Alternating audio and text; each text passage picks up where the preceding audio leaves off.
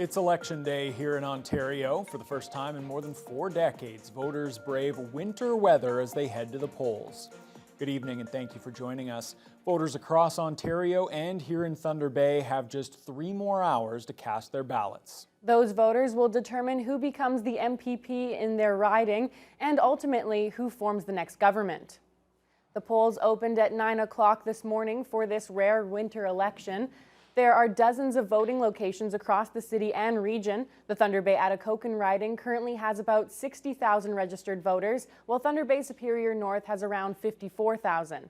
Voter turnout in the last provincial election was at an all-time low. Both Thunder Bay area ridings saw just over 43% of registered voters cast ballots. Superior North Returning Officer Julio Gomes says based on the numbers by mid-afternoon today, he's optimistic the turnout could end up being higher than what it was in 2022.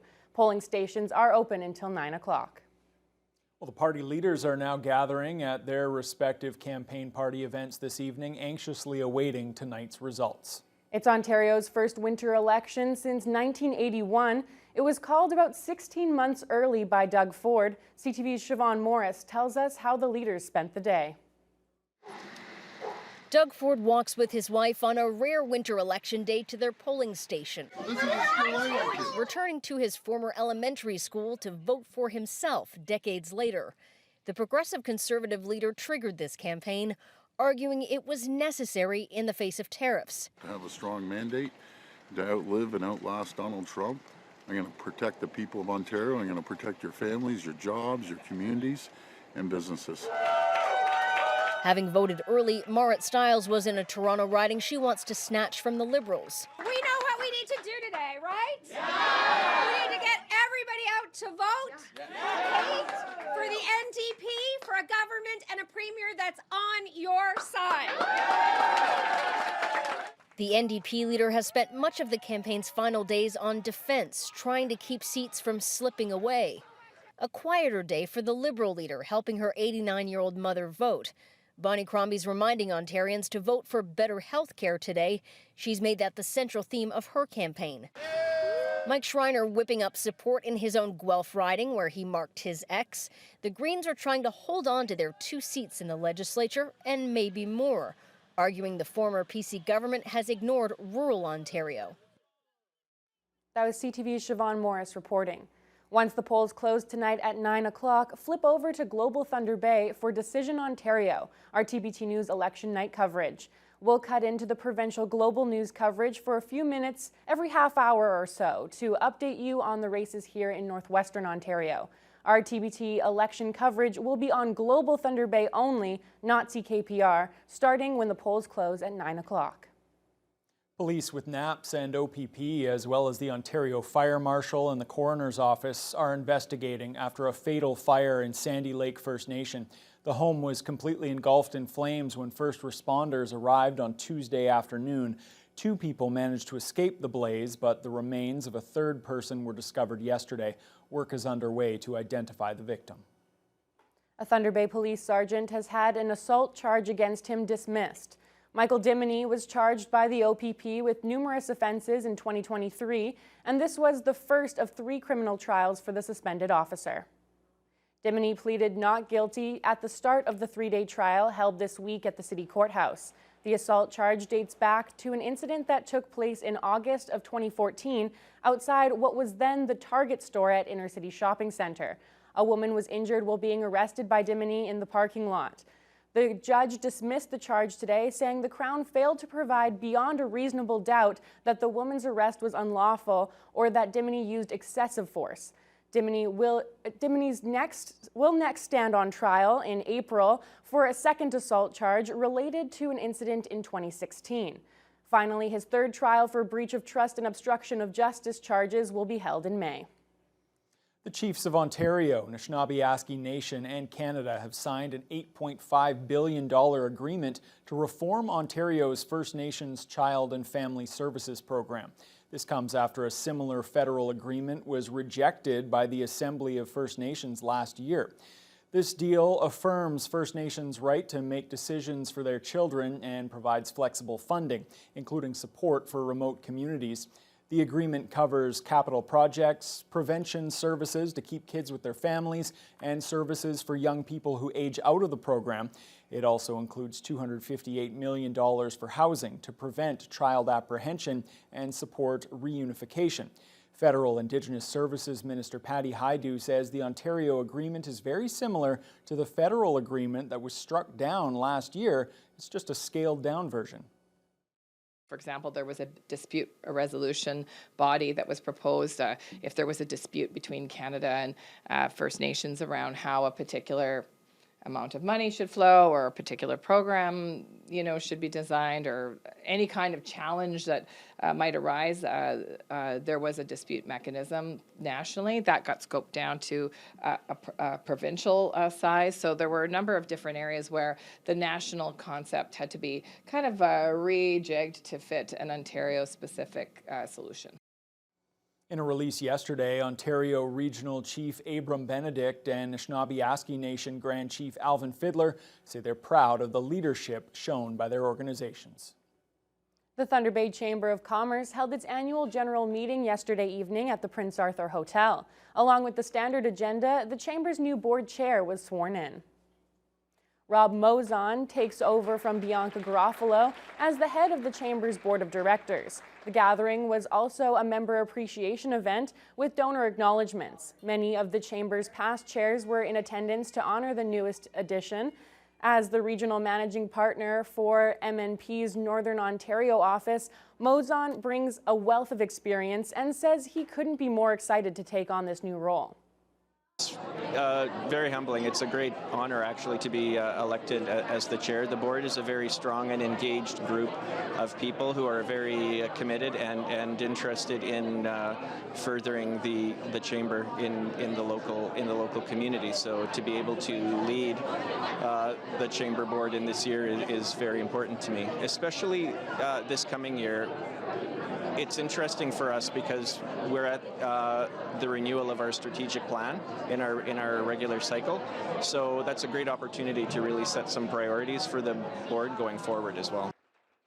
Mozon adds he has a lot of ideas on how to grow the chamber, and he hopes to make his mark while serving in the position. A two-day event wrapped up at Intercity Shopping Centre today, meant to connect potential volunteers with local charities and social service groups. The Community Volunteer Fair, organized by the local United Way, was designed to show residents which organizations need some extra help. Justin Hardy was there.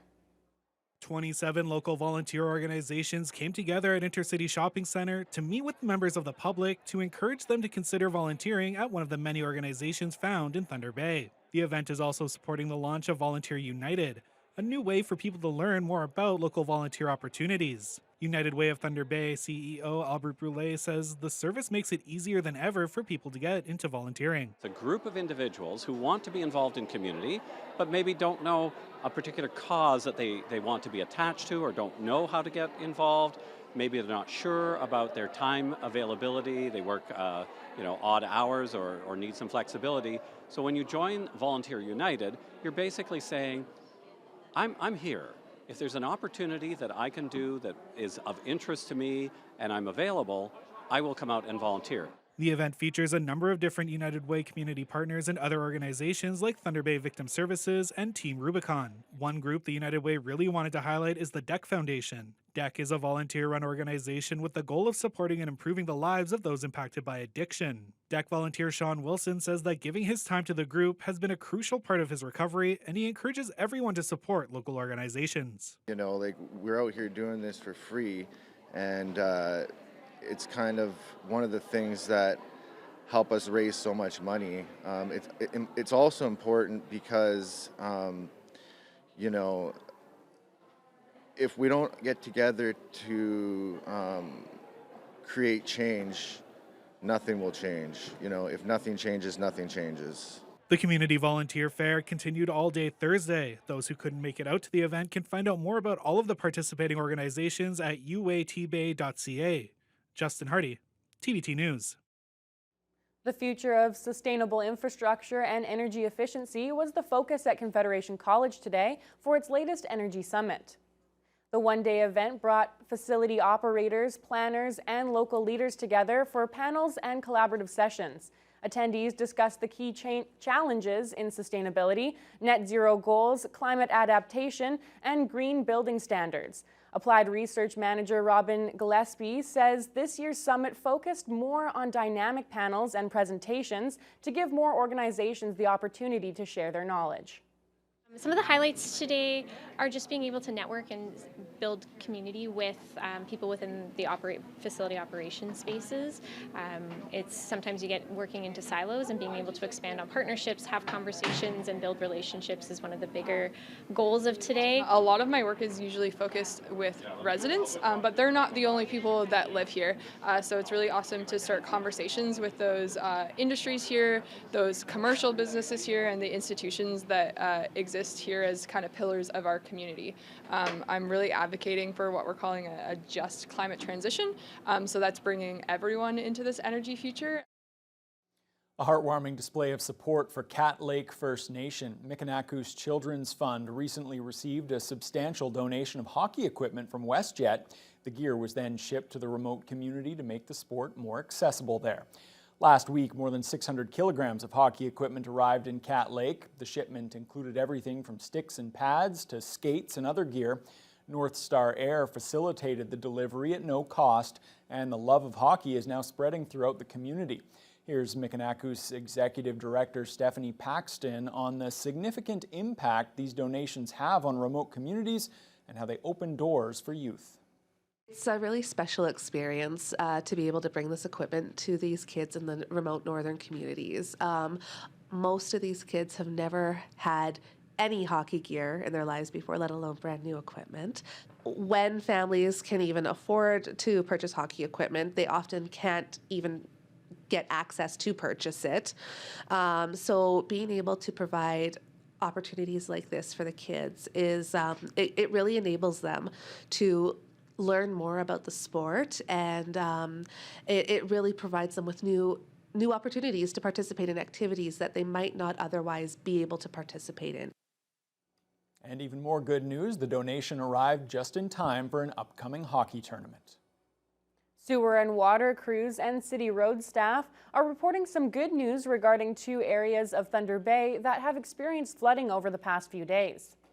City officials have been trying for a few days to find the source of a water main rupture on Fort William Road that happened Sunday morning. Last night, they were finally able to locate the leak, and the crew was on site this morning to excavate the area and determine what's required for the repair. A nearby storm sewer will also need to be repaired as a result of the leak. Meanwhile, a section of Carrick Street near Superstore remained closed today due to flooding from the recent melt. City officials say they've managed to get the culverts thawed and working in the area, so the water can flow into the McIntyre floodway. But it could take another day for the street to reopen. All right, well, that is good news for the residents in those areas. Fiona, as we turn to our current weather conditions, it's another above seasonal day. Another above seasonal, but definitely cooler than yesterday. We've been seeing a lot of ups and downs over the last few days. Today was a little bit down, but as you said, still definitely above normal. We had an overnight low of -3. It's a little odd. That is actually our normal high for this time of year. And wind chills of -9. Here's the thing. We started out at 1 Celsius, and the temperature, for the most part, pretty much diminished throughout the day. So -3 is actually what we hit just a few hours ago. We had that morning sun, and then it was mostly cloudy, but it was the increasing winds. Started out about 16 kilometers per hour, gusting up to 43 k this afternoon, but from the northeast, so it was cold, it was damp wind that you were experiencing if you were outside. Now, if we take a look at what's going on across the region, we've been pretty consistent throughout for the last few days. What was north was the same as what was south. Today, not so much. You can see a wide range of temperatures. Now, Pickle Lake, no surprise, it's one of the colder spots, but that hasn't necessarily been the case this winter thus far. They're currently at -12. Red Lake -7. They had a lot of snow, and it's just in the last few hours transitioned to mostly cloudy skies. Fort Frances, mostly cloudy. but their temperatures really haven't moved much. They've fluctuated between -1 and -2 for almost 24 hours straight. Now that trend of temperatures not really moving has continued through Kenora, Dryden, Upsala, into Armstrong and Greenstone. They've fluctuated in Greenstone between -11 and -10 throughout the day. So a lot of cloud, not a lot of movement. We had snow for the last, well, most of the day, but the clouds have rolled in, or not rolled in, but the snow has dried out and they're left with just clouds in the last few hours. Sault Ste. Marie also not really moving much. They've hovered between -1, which is where they're at right now, and +1 for the last about 18 hours or so. Here in the city of Thunder Bay tonight, we will be a little bit cooler, still well above normal, -6 and a wind chill of -13.